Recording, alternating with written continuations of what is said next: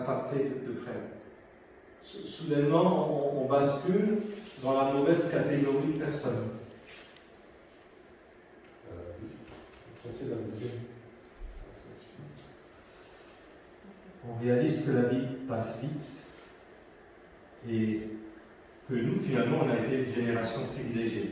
Ici en France, sans guerre, il y a eu les 30 glorieuses, de 45 à 73, le plein d'emploi, la société de consommation. Mais quand même, on peut se poser des questions sur le sens de la vie.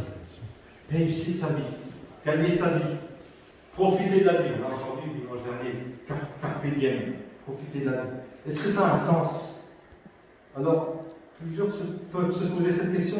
Qu'est-ce que je fais de ma vie? Les plus jeunes, dans le peu d'action, oublieront peut-être d'y réfléchir, parce que évidemment, quand on a le nez dans le guidon, la seule chose qui compte, c'est d'arriver et de franchir la ligne d'arrivée.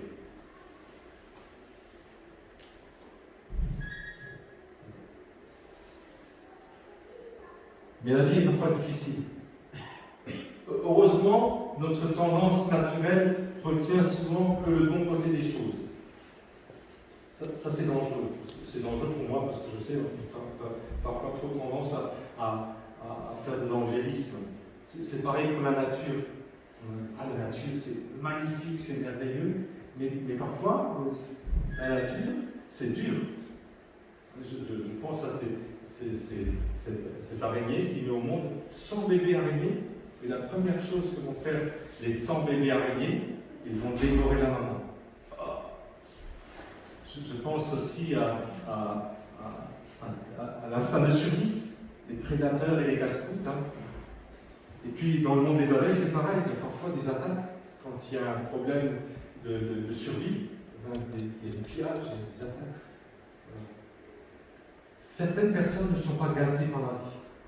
Parfois, on est frappé par le découragement, le désespoir, parler de la mort. La vie est un combat. Et il faut se battre. Parfois, il y a des pensées de mort. Nous tous qui connaissons le Seigneur Jésus, nous sommes des privilégiés. Nous avons découvert un trésor inestimable, la parole de Dieu, qui nous dit chaque jour, si on écoute ou si on lit la Bible, ne crains rien, je suis avec toi. Ne promets pas de regard inquiet. À chaque jour suffit sa peine. Le lendemain aura soin de lui-même.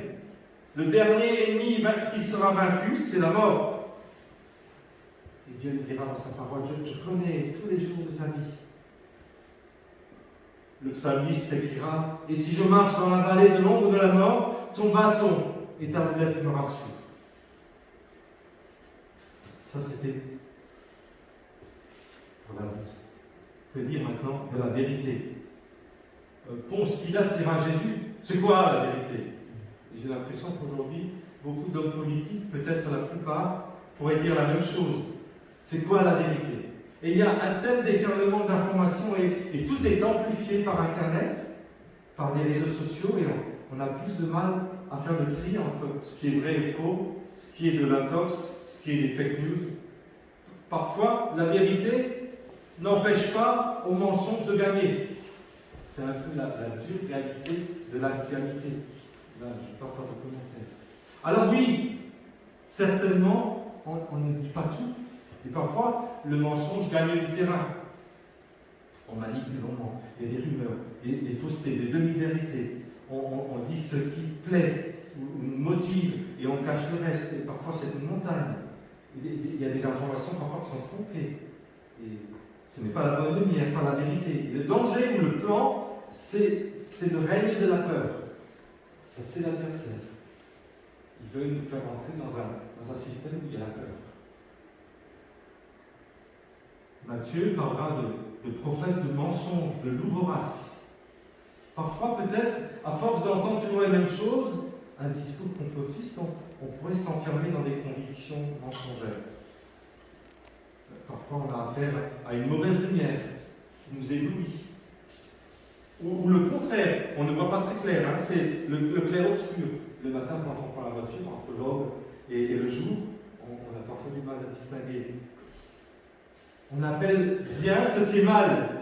et mal ce qui est bien. Et à force d'être inondé d'informations, parfois, je sais ça, on prend des raccourcis. On ne dit pas tout. On peut même faire des erreurs ou mal agir à cause de nos certitudes. Je peux casser les pieds à quelqu'un parce que j'ai raison. Moi, ça m'est arrivé avec mon fils. Arrête de fumer. Mais papa, je sais. Et je sais qu'il y a eu, il y a quelques années, un conflit dans une église même, où on parlait de sainteté. C'est trop. Le Seigneur nous appelle à vivre une vie équilibrée, saine. Vouloir coûte que coûte avoir toujours raison. Je veux dire, obstinément, et parfois même sans me rendre compte, insister lourdement. Est-ce que ça peut nous arriver? Puis après, c'est tellement difficile de convaincre quelqu'un qui est persuadé d'avoir raison. Ça vous est déjà arrivé, ça? Parfois, quand on vieillit, c'est parfois un petit peu un défaut. Je vois ça parce qu'au niveau des agriculteurs, j'ai souvent affaire à des anciens. Waouh! Ils sont tellement sûrs de ce qu'ils disent que parfois, il faut attendre 1 ou 2 jours pour pouvoir démonter ce qu'ils ont dit. La Bible nous dit que le prince de ce monde est un menteur, même le père du mensonge. Et nous savons que le mensonge détruit, casse, blesse, démolit. Si on rajoute à cela que notre adversaire n'a plus beaucoup de temps, on peut avoir un autre regard sur ce qui se passe aujourd'hui dans notre monde. Alors, troisièmement, prendre le bon chemin. Nous pouvons tous nous tromper de chemin. D'ailleurs, nous avons le droit de faire des erreurs. La question, c'est de réaliser ou de reconnaître qu'on est sur le mauvais chemin et de faire demi-tour. Attention, un mauvais chemin peut vous entraîner vers la mort. Je me rappellerai toujours ce chemin que j'ai pris là, sur un plateau de montagne, et c'était en fait un chemin tracé par un torrent, et il m'a amené droit vers la falaise et vers la cascade. Il n'y avait pas d'eau. Et au dernier moment, j'ai réalisé que j'étais sur un mauvais chemin, que ce n'était pas un raccourci. Parfois, c'est un chemin difficile, dangereux, qui nous dirige tout droit vers l'accident. C'est un peu ce qui m'est arrivé, et sans cet accident, je ne serais pas là en train de parler de Jésus. Attention, la religiosité peut aussi nous entraîner sur un mauvais chemin, la mauvaise piste. Je vous laisse sans commentaire cette expression « tous les chemins mènent à Rome ». Un jour, tout être humain fléchira le genou et confessera que Jésus est Seigneur. C'est pourquoi la vraie religion doit nous amener au pied de Dieu, au pied du Dieu de l'univers, le Créateur de la vie. Pour moi, la vraie religion, c'est naître de nouveau. Alors, encore quelques versets à propos du chemin. Vous vous rappelez, Jésus parle du chemin. Une partie de la semence qu'on a trouvée le long du chemin. Allez, puis après, il y a les ronces. Ésaïe et Romains parlent de ceux qui ne connaissent pas le chemin de la paix. Et Salomon, le roi Salomon, qui a écrit les Proverbes et qui a écrit certains psaumes, l'Ecclésiaste et d'autres, va dire « Éloigne-toi du chemin de l'étrangère ». Quand on connaît la fin de Salomon, on est un peu étonné de ce qu'il écrit ça. Matthieu parla d'un chemin spacieux, large, qui mène à la perdition. Mais le chemin étroit mène à la vie. Ésaïe 26,7. Le chemin du juste est la droiture. Psaume 84, verset 6. Ils trouvent dans leur cœur des chemins tout tracés. Ésaïe 35, verset 8. Il y aura là un chemin frayé, appelé la voie sainte. Alors, je voudrais revenir à ce fameux verset de Jean 14, 6. Je suis le chemin, la vérité et la vie. Nul ne vient au Père que par moi. Jésus est venu bouleverser la religion. C'est compliqué pour ces scribes pharisiens, les sacrificateurs, l'élite intellectuelle, les bien-pensants, d'écouter ce jeune homme de 30-33 ans leur dire finalement, vous n'avez rien compris. Vous êtes à côté de la plaque, le ministère que vous représentez est fini. Fini l'ancienne alliance. Difficile de bien réagir. Et forcément, à cause de leur réaction, Jésus va heurter cette bourgeoisie intellectuelle au point de traiter certains d'entre eux d'hypocrites, de races de vipères et de murailles blanchies. Nos traditions religieuses sont opposées à Jésus quand elles prennent la première place. Nous sommes appelés à marcher humblement avec notre Dieu. C'est un verset dans Michée. Sinon, nous risquons d'être aveugles et des aveugles qui conduisent d'autres aveugles. Le ministère de Jésus va durer que 3 ans, mais il commence par le baptême d'eau et le baptême du Saint-Esprit. Alors, je suis Dieu, je suis le Sauveur. Et Jésus va parler là de la croix. Jésus proclame haut et fort qu'il est Dieu. Je suis celui qui est. Et c'est martelé tout au long de sa vie. Je suis le cep, je suis la résurrection, je suis la porte, je suis le berger, je suis le vrai pain. Pareil pour l'annonce de la croix. Pendant ces 3 ans de ministère, il ne va pas arrêter de prévenir ses disciples. Ici, Jésus parle très certainement en hébreu, pas en araméen. Il va dire Hava, celui qui est, qui était, qui vient. Un verbe qui signifie aussi devenir. On peut revenir sur la diapo 2. Dans ces lettres, il y a 2 lettres dans ce texte. Il y a 2 lettres. Voilà. Bien, si on peut avoir plein d'écran, c'est pas mal. 2 lettres. Le Hé, 2 Hé et le Vav. Ça va, super. On revient là, je suis. Et donc les Sémites avaient copié l'alphabet sur les Égyptiens.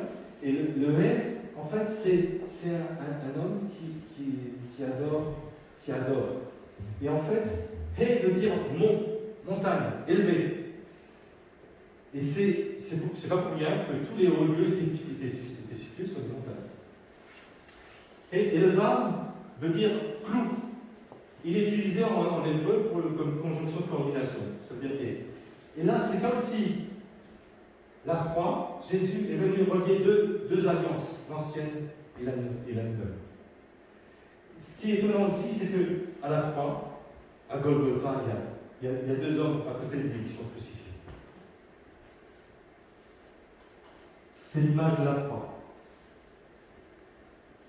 Le Vav, c'est la 6e lettre, clou et crochet. Voilà. Souvent, j'écoute souvent des messages d'une église messianique. Jacques Sobiewski représente le Vav comme la croix. On peut passer à la diapo suivante. Ce qui est étonnant, c'est que le Yahvé reprend exactement les mêmes lettres. Et Vav, et avec en plus le Yod, qui est la plus petite lettre de l'alphabet hébreu, la 10e, mais qui est la plus puissante. La puissance de Dieu au travers de la croix. C'est ça que ça veut dire, en fait, d'une façon dessinée. Le Yod, c'est le Yad, c'est le bras de Dieu. Ça représente la puissance, le pouvoir et la domination. Et on va continuer dans la diapo suivante. Vous allez voir, c'est exceptionnel, parce que ces mêmes lettres, avec le Yod, sont repris dans Yeshua. On a de nouveau les 3 lettres. Partout dans le message de Christ et dans le message, on devrait mettre en avant la croix. Et c'est cette croix qui nous appelle à faire demi-tour. C'est ça le nouveau chemin. Alors quand Jésus dit « je suis le chemin », c'est un chemin étroit, une porte étroite, pas forcément un chemin facile, parfois difficile, c'est l'exemple de la croix. Sur ce chemin, Jésus est notre guide, notre berger. C'est le vrai chemin, parce qu'il nous conduit jusqu'au bout. Il nous donne accès à la porte. Il n'y a pas d'autre chemin. Sinon, il va falloir faire des détours. Parfois 40 ans de détours dans le désert et perdre du temps. La parole de Dieu,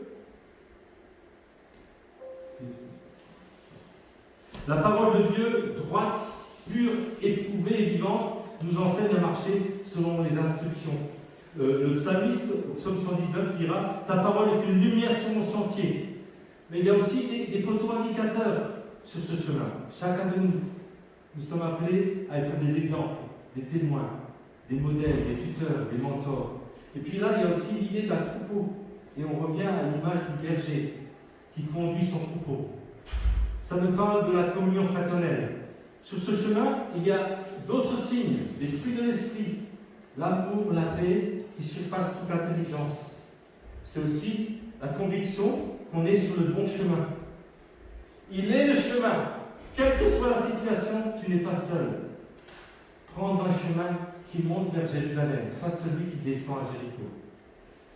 Au psaume 23, il est question d'un sentier, le sentier de justice. Il me conduit dans les sentiers de justice.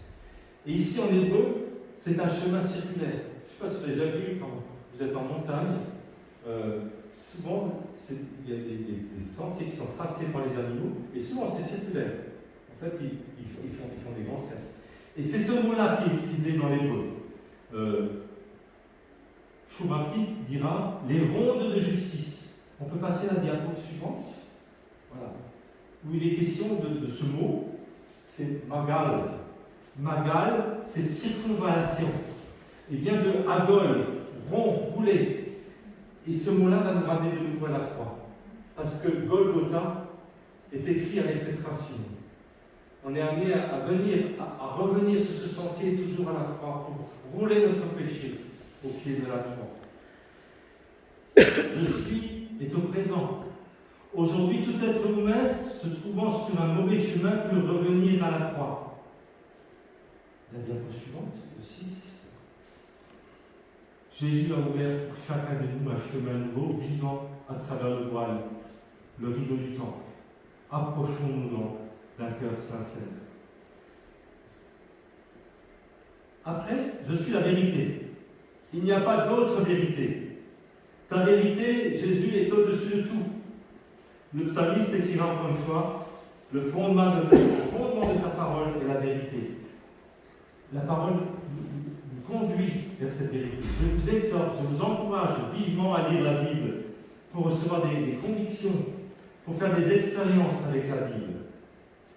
La vérité correspond à la sainteté de Dieu. Elle est sainte parce qu'elle nous parle de la justice de Dieu. La vérité n'a rien à voir avec le mensonge.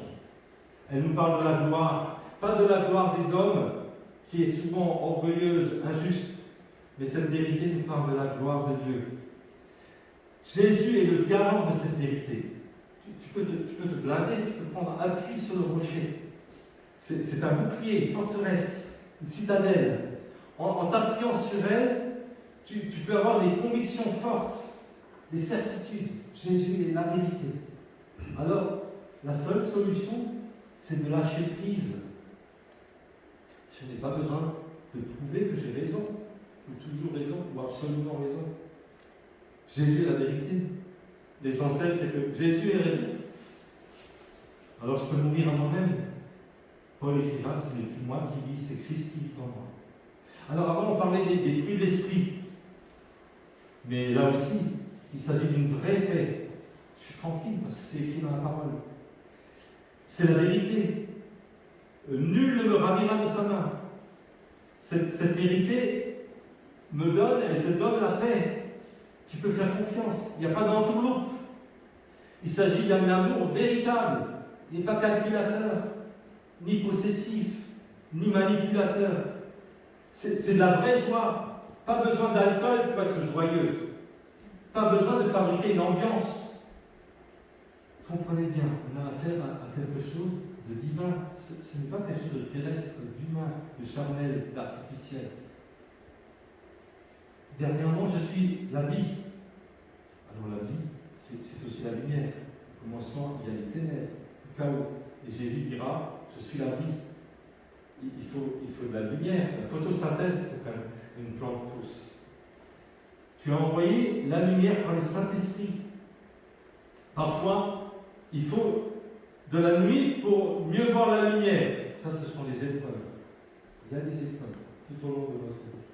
C'est comme ça que Jésus peut aussi grandir en nous. Mais la bonne nouvelle, c'est que la lumière est toujours plus forte que les ténèbres. Jésus seul est capable de te donner une vie nouvelle où tu peux tout recommencer. Quel que soit ton vécu, aujourd'hui, quelle que soit ta situation. Peut-être que tu as loupé des choses, mais rien n'est impossible à Dieu. C'est écrit dans la Bible. Le plan de toute la Bible, c'est la vie, c'est le salut. Écoutez bien la suite.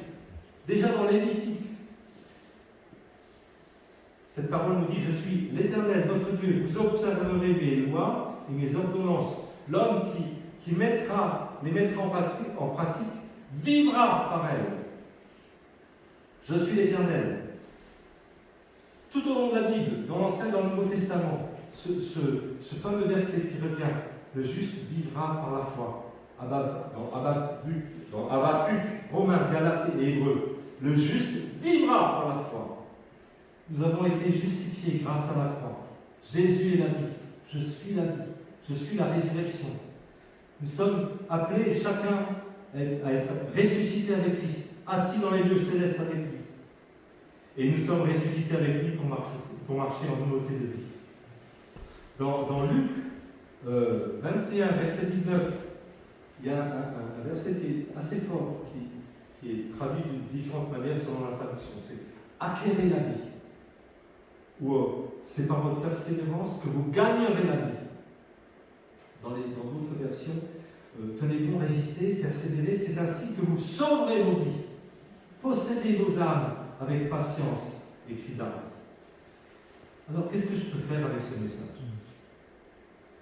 D'abord, premièrement, faire le point avec le Seigneur. Si vous avez besoin d'aide, n'hésitez pas à faire appel. Demandez la prière. Attendez la réponse de Dieu. Lisez la Bible. N'abandonnez pas le rassemblement. Ce qui veut dire ne restez pas seul. Posez-vous cette question dans cette situation où vous êtes, dans votre situation.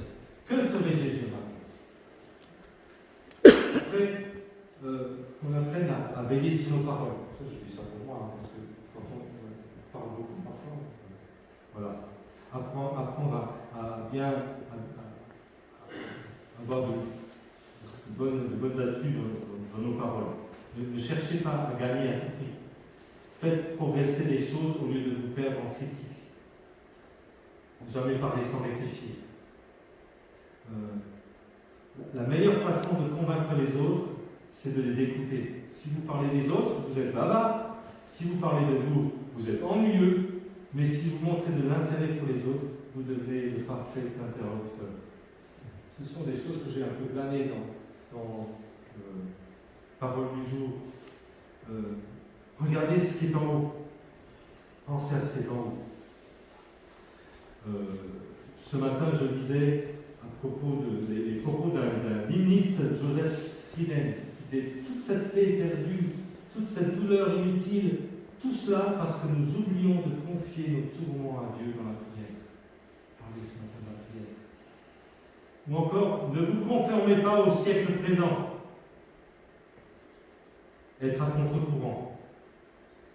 Ne pas prendre le même chemin que tout le monde. Il faut suivre Jésus. Choisir Jésus, la vérité. Résister au mensonge ambiant. Complotiste insoumis par leur mentalité d'irréductible gaulois. Choisir la vie. Dans l'Ancien Testament déjà, le Seigneur s'adressera à son peuple. Je mets devant toi la mort et la vie. Choisis la vie. La bénédiction, choisis la bénédiction. Et je veux conclure. Je suis le chemin, la vérité et la vie. Nul ne vient au Père que par moi. Et quand je préparais ce message, je réfléchissais et je pensais à toute l'histoire de l'Église. Presque 2000 ans. De combats, de persécutions, de guerres, de déportations, épidémies, famine. Plein de choses comme ça.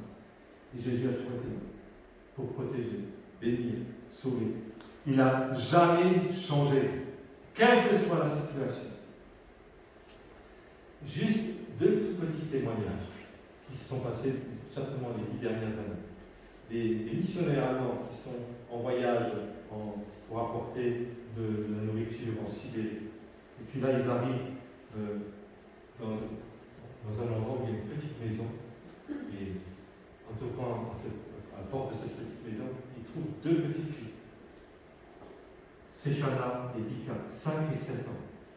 Ils avaient été confiés par leurs parents à leur grand-mère pour que la grand-mère s'occupe d'eux parce qu'eux devaient partir loin travailler. Et la grand-mère est morte. Et ces petites sont là, sans rien, sans feu, sans nourriture. Ils arrivent juste là au bon moment pour s'occuper d'elles et pour prendre soin d'elles. Et ces hommes parlent aussi d'un autre témoignage où un homme était parti comme ça à pied pour faut marcher assez loin, assez longtemps pour du travail. Et au milieu du chemin, il se rend compte qu'il a oublié les allumettes. Il fait très froid, on est en Sibérie. Et donc, il décide de faire demi-tour. Et là, à cet endroit, il fait cette prière. Dieu, je ne sais pas qui tu es, ni où tu es. Mais si tu existes, aide-moi, s'il te plaît, afin que je ne meure pas. Et c'est alors qu'il trouve ces missionnaires au milieu de nulle part, autour d'un feu. Et il n'arrêtait pas de leur demander, mais qu'est-ce que vous faites là? D'où sortez-vous? Un Dieu qui entend les prières, et qui écoute, et qui bénit. Et Jésus continuera dans ce chapitre 14 à dire, si quelqu'un m'aime, il gardera ma parole, et mon Père l'aimera. Et nous viendrons à lui, et nous ferons notre demeure chez lui. Amen. Je peux continuer. Voilà. Le message se termine là. Vraiment, soyez bénis par la parole de Dieu. Amen, Seigneur. Merci parce que tu es vivant, parce que tu entends les prières. Et même quand c'est difficile. Et même quand je suis fragile, tu es là, Seigneur. Tu es là parce que tu es le chemin de vérité de la vie. Béni soit ton nom, Seigneur. Amen. Si quelqu'un veut prier encore, personne ne se